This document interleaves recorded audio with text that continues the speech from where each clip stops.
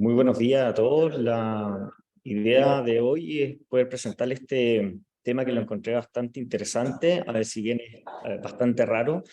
Es algo que en general no pensamos mucho y encuentro que es muy útil para poder definir algunas conductas frente a estos casos.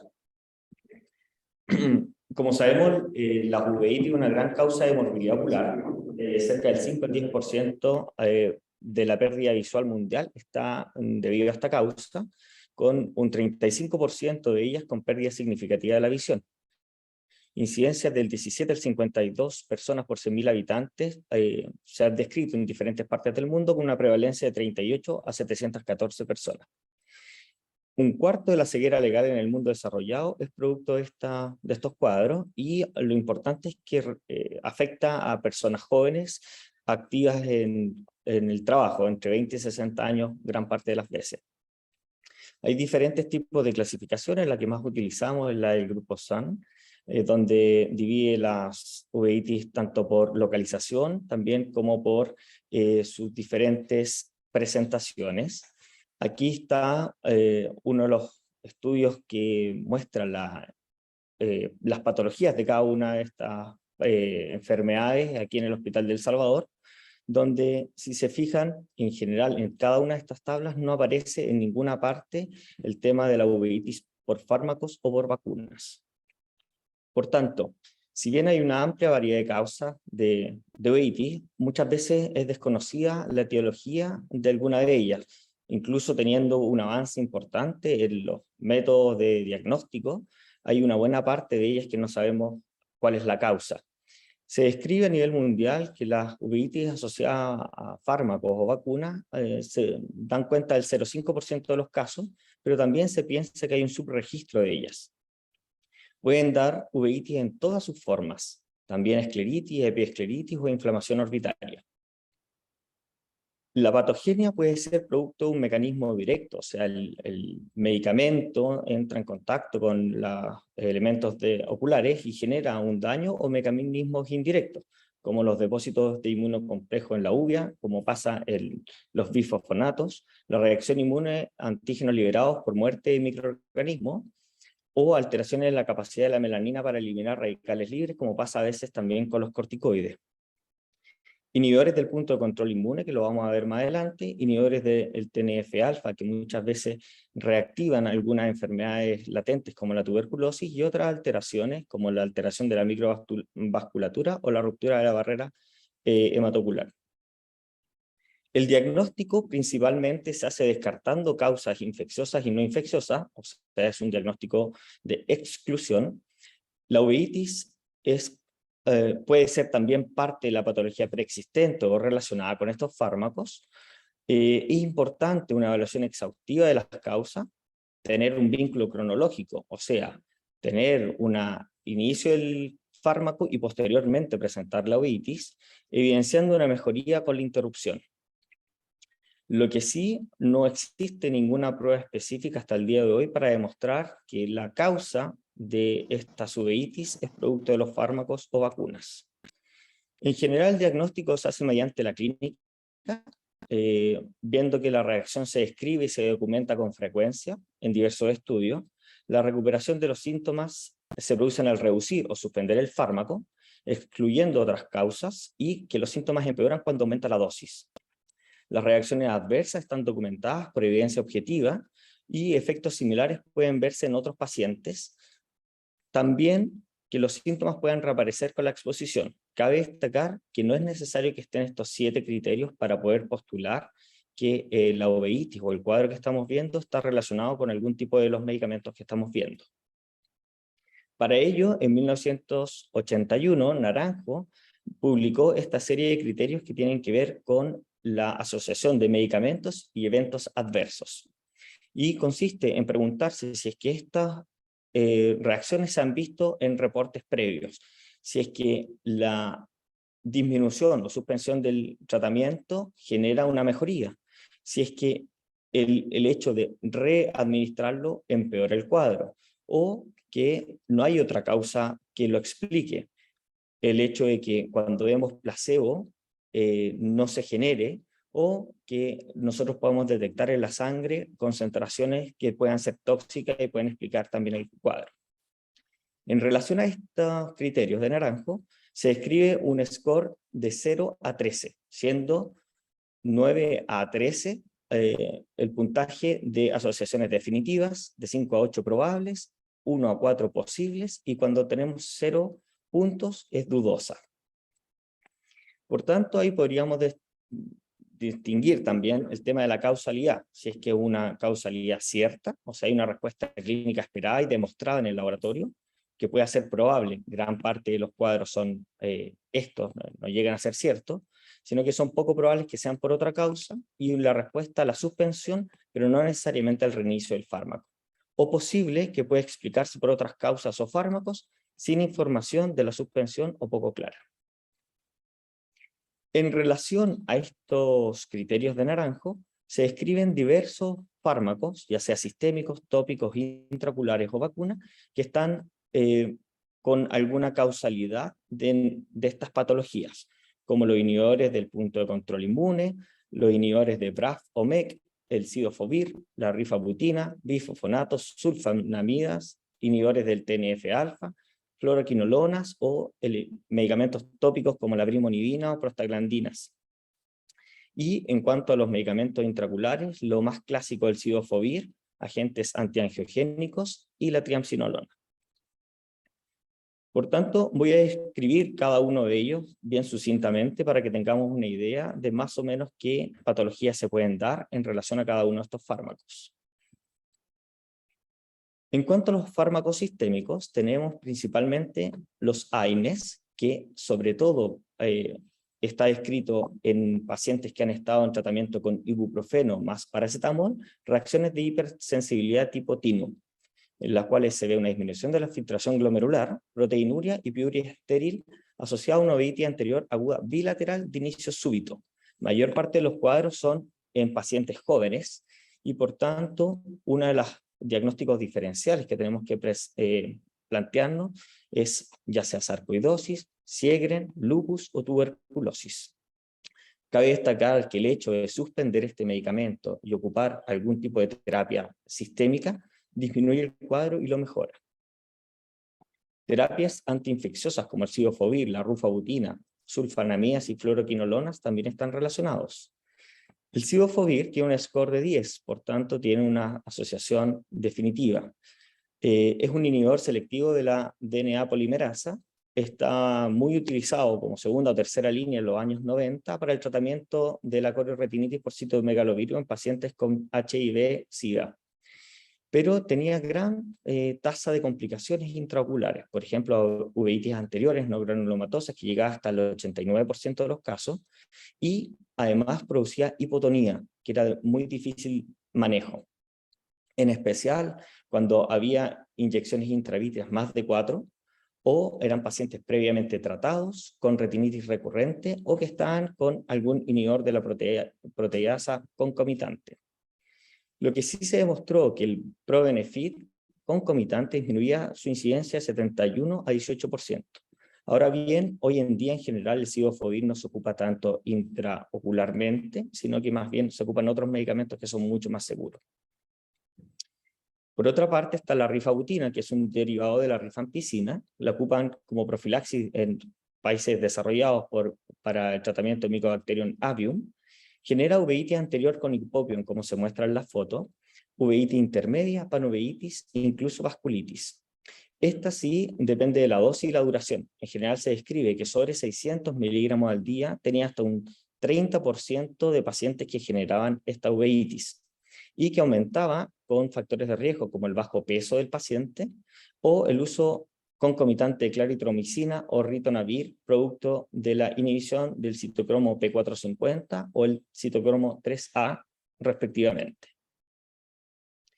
Las fluoroquinolonas, que lo vimos también en otra presentación, se describen algunas alteraciones o algunos cuadros de uveitis, sobre todo cuadros de despigmentación pigmentaria que pueden generar transiluminación o no, pupilas atónicas o cuadros de dispersión pigmentaria, sobre todo relacionado al uso de moxifloxacino oral, que es el de la fluoroquinolona, el que alcanza mayor concentración intraocular. Se da en general en los primeros 20 días y puede cursar, dependiendo de ello, sobre todo cuando hay una transiluminación iridiana, hasta un 50% con la presión intraocular elevada. Ahora bien, también se describen que están relacionados con ciertos haplotipos de HLA B27 en un 20% y B51 en un 40%, explicando también que muchas veces de estos cuadros están relacionados con mujeres jóvenes. La resolución, muchas de ellas es autolimitada y se demora entre 1 a 18 meses. El tratamiento consiste en los corticoides, ya sea tópicos o sistémicos, y descontinuar el tratamiento. Las sulfonamidas, que da un score de 11, más relacionado con algunas uveitis, en general las ocupamos en tratamientos como la infección del tracto urinario y toxoplasmosis. Pueden generar uveitis anteriores bilaterales, en general en menos de 7 días de inicio del tratamiento, pero también se pueden generar vitreitis, vasculitis retinal y papilitis. En el 43% de los casos que se describen son bilaterales. El mecanismo aún está desconocido y obviamente responde al tratamiento corticoidal y la suspensión de terapia. ¿Cuál es el tema? Muchas veces estamos tratando cuadros como la toxoplasmosis que cursan con estas uveitis anteriores o vitreitis y que uno muchas veces deja el medicamento y se describe que a veces hay un empeoramiento y responden al uso de tratamiento corticoidal. Entonces también muchas veces es difícil poder distinguir la causalidad de cuánto es de sulfonamida y cuánto es del cuadro original.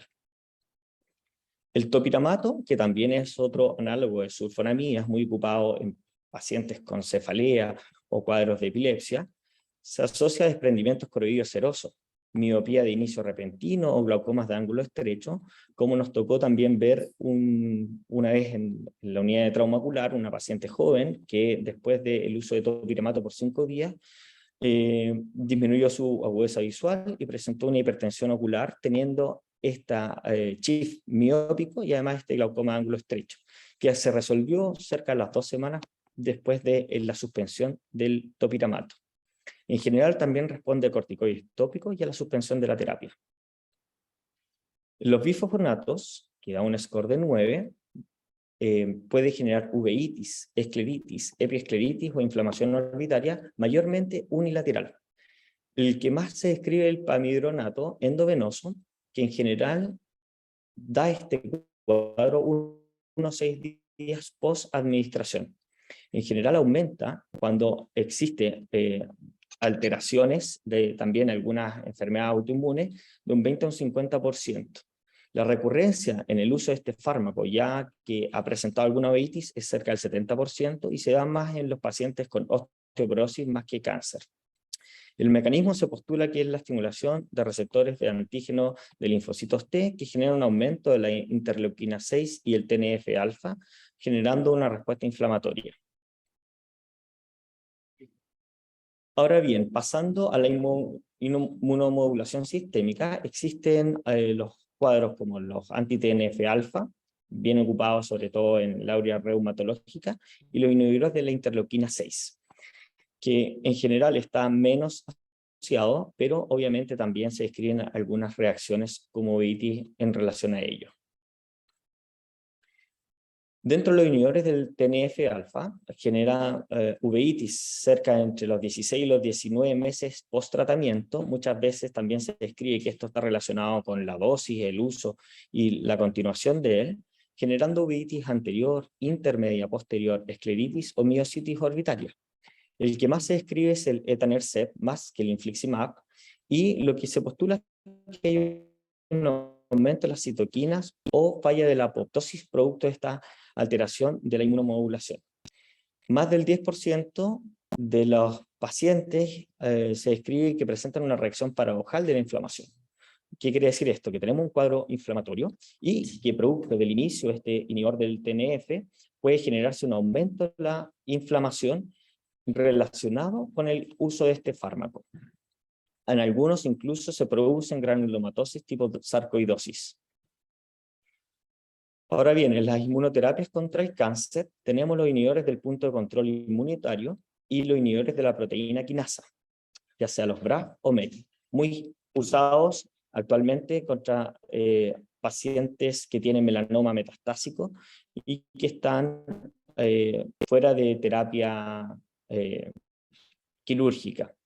En general, aquí se muestran las diferentes indicaciones de estos medicamentos, como pueden ver melanoma metastásico, cáncer de pulmón de células pequeñas, linfoma de Hodgkin, etc. En ellos, los criterios de Naranjo también dan un score elevado de 10, que da una causa definitiva de poder causar estas uveitis. En general, se evalúa que tanto los inhibidores del punto de control inmunológico como los inhibidores de la proteína quinasa pueden generarlo. Algunos tienen más relacionado con patologías del polo posterior y hay otros relacionados más con la patología del polo anterior. Por ejemplo, el pembrolizumab genera hasta un 30% vitreitis, los cuadros de uveitis, por supuesto, versus el ipilimumab, que en general da más relación a cuadros del segmento anterior.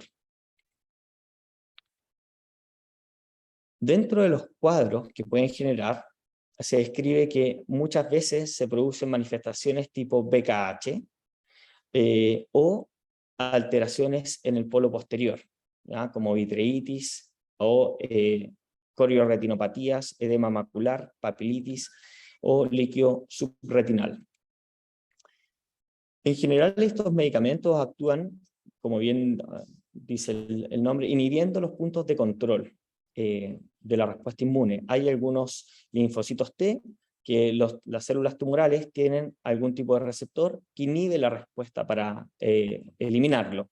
Y estos medicamentos generan una alteración de este receptor, por tanto, la célula tumoral que expresa este receptor no puede inhibir el linfocito T y genera una apoptosis de la célula tumoral. En este caso, los inhibidores del punto de control inmunitario generan uveitis en general después de las segundas semanas del inicio del tratamiento. Habitualmente son bilaterales y se producen por esta proliferación de linfocitos T con epítopes de antígenos uveales parecidos. El que más se describe, el pembrolizumab, que genera exantema, vitiligo, poliosis, puede generar cuadros como sarcoidosis pulmonar, colitis y sordera, muy relacionado a veces con cuadros tipo BKH. La incidencia se describe hasta un 1%, pero son pocos los casos. Se describen 94 casos en la literatura mundial desde el 2004 al 2020, y gran parte de estos pacientes son pacientes que tienen melanoma metastásico. Y lo que se postula es que en la medida que van destruyendo este melanoma, van generando una presentación de receptores o antígenos de melanina que pueden producir alguna vinculación con el cuadro uveal. Los inhibidores del BRAF y MEK también son tratamientos para el melanoma maligno. En general, dan cuadros de uveitis bilateral, mayormente en mujeres. El RAM más frecuente es la uveitis, cerca de un 4%, hasta 5 meses post el uso, generando uveitis anteriores, intermedias, panoveitis y también cuadros tipo BKH. Ellos responden a corticoides, generando una recurrencia, si es que ya presentaron un cuadro de uveitis, hasta un 17%. Aquí se muestran los diferentes tipos de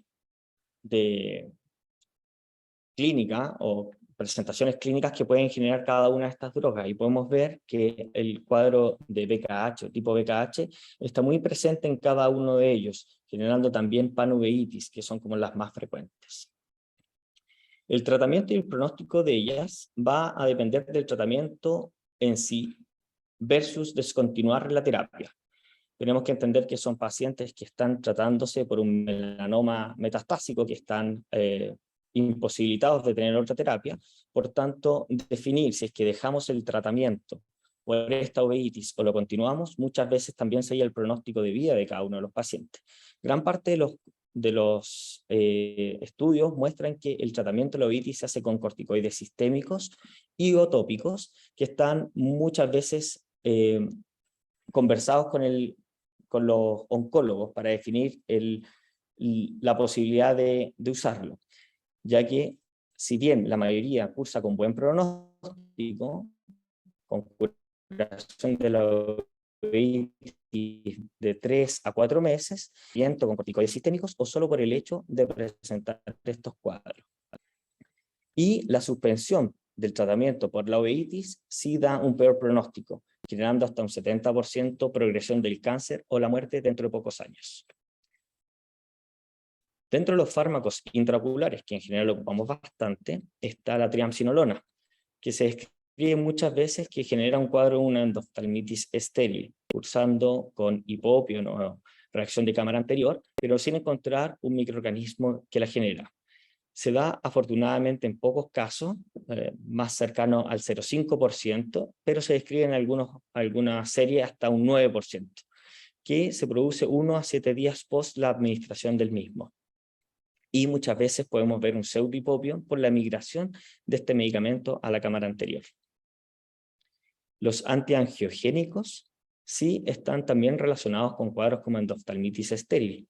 Hay diferentes tipos de estudios, el ANCHOR, el MARINA, que mostraban estas reacciones adversas muy cercanas al 0,1% o menos, ya sea por ranibizumab, bevacizumab o aflibercept. Mayor parte de las veces se controlaban con uveitis leve, que es la que mayormente se describe, la aflibercept, hasta un 19% autolimitada y gran parte muy relacionada al uso del medicamento en los pocos días subsiguientes, que también se resuelven de forma autolimitada. Y el mecanismo se postula que está dado por la carga proteica y el tamaño molecular.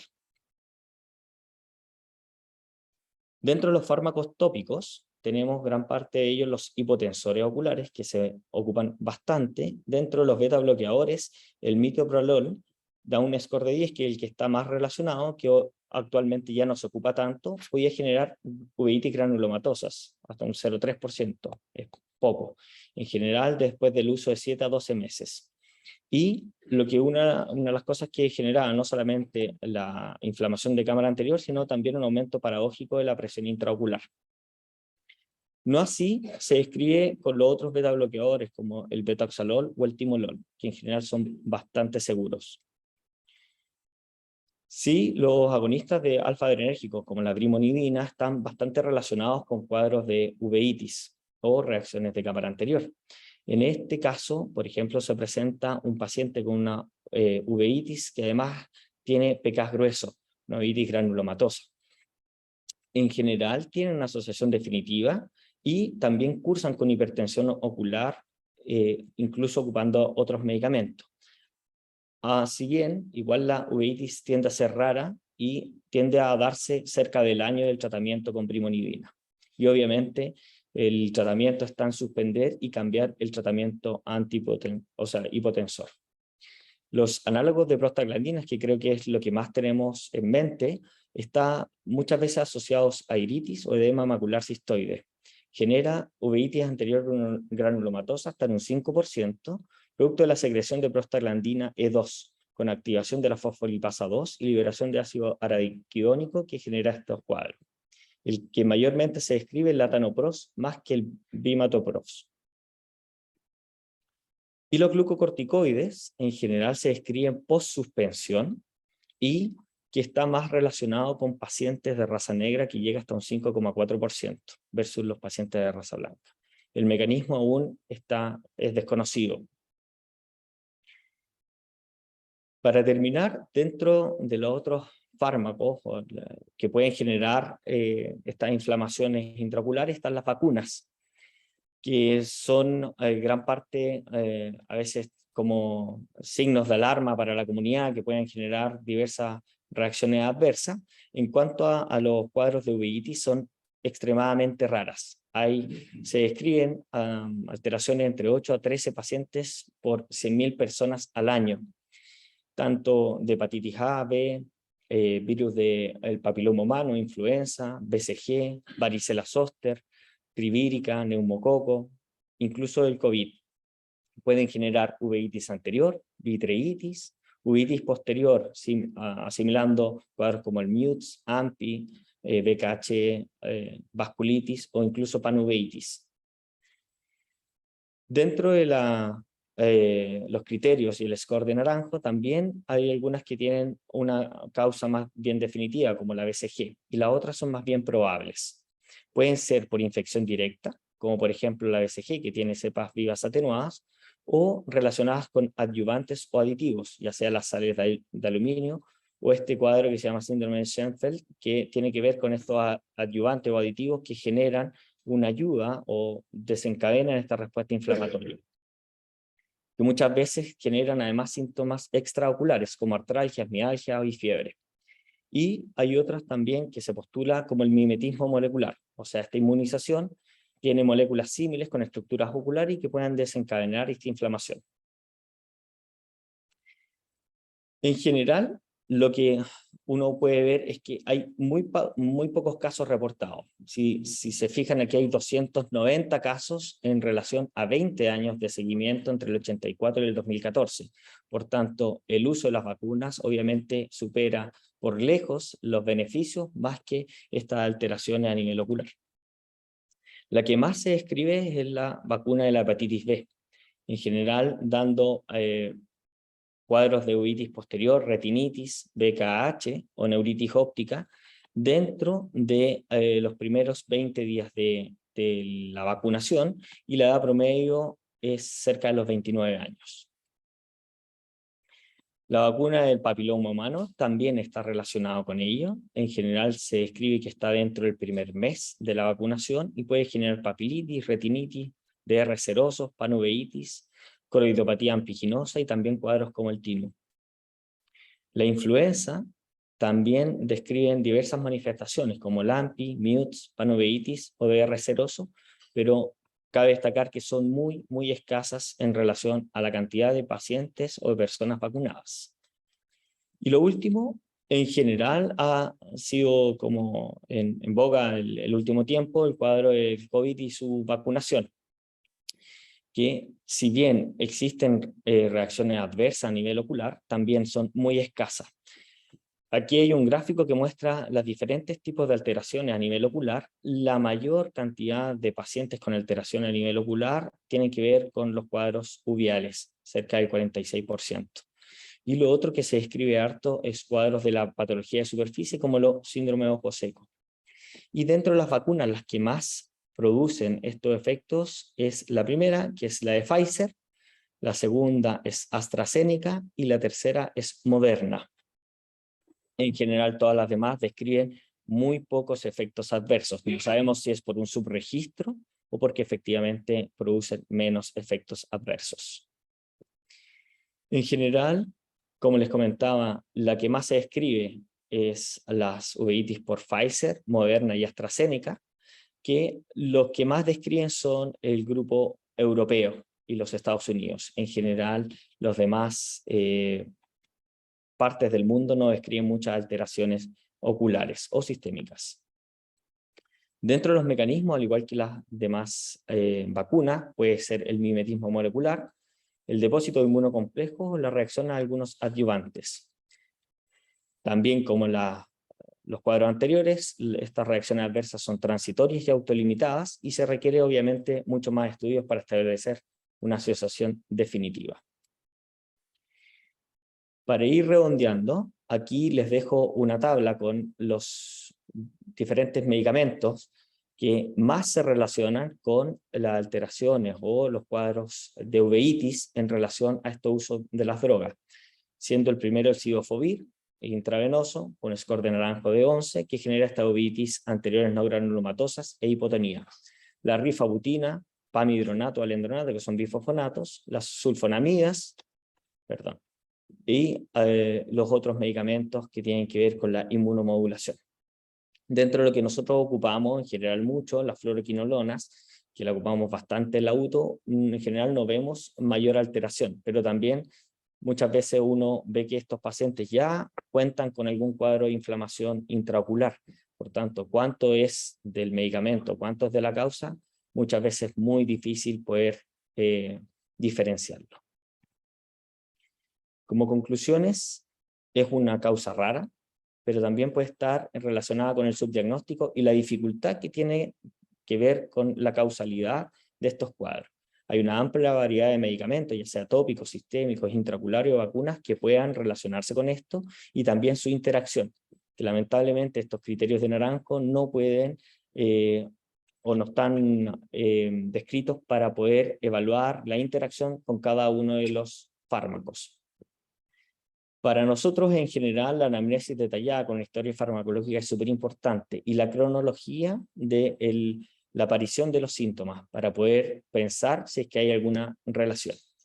Y como parte importante es que en general son autolimitadas, no generan secuela, y muchas veces tienen buena respuesta a corticoides midriáticos y obviamente a la suspensión del fármaco. Eso era, muchas gracias.